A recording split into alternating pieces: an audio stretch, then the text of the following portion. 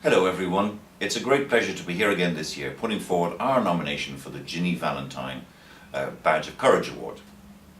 One of the great social benefits of market research is that it gives consumers a voice.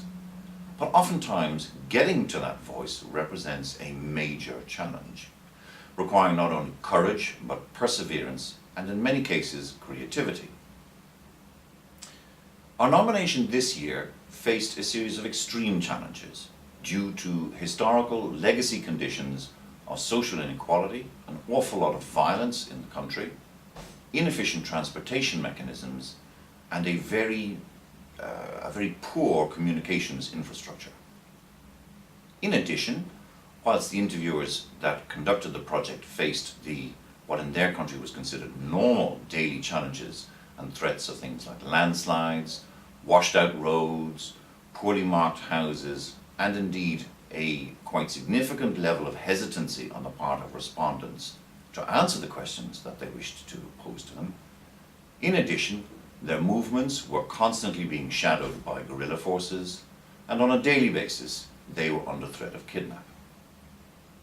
This particular project was to conduct 7,000 interviews nationally throughout 68 small towns across Colombia to obtain those citizens' impressions of the state of the nation and indeed the presence of the military and how that affected their daily lives. A case study of the project was actually presented at Congress a couple of months back in Atlanta in the US, to an ovation, it has to be said, from the audience.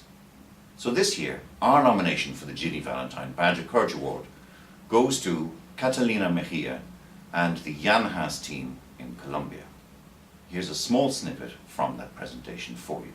Okay, hello to everyone. Thank you. I am very glad of being here to share with you this challenging case study, which I hope is going to be inspiring to all of you as market researchers. Let's begin. Colombia, from December 2010 to December 2011. Planadas, South Tolima, place where the FARC was founded in 1964.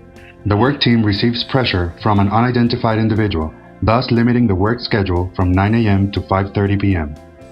Chaparral, South Tolima, presence of the 21st Front of the FARC. The surveyors were followed by the same individual and two more men who listened in to their phone calls. 3 of our 5 surveyors abandoned and returned to their cities of residence. Rio Blanco, South Tolima, with presence of the 21st FARC Front. In this municipality, surveyors were held for 18 hours inside a house in town. They are interrogated and labeled as informants.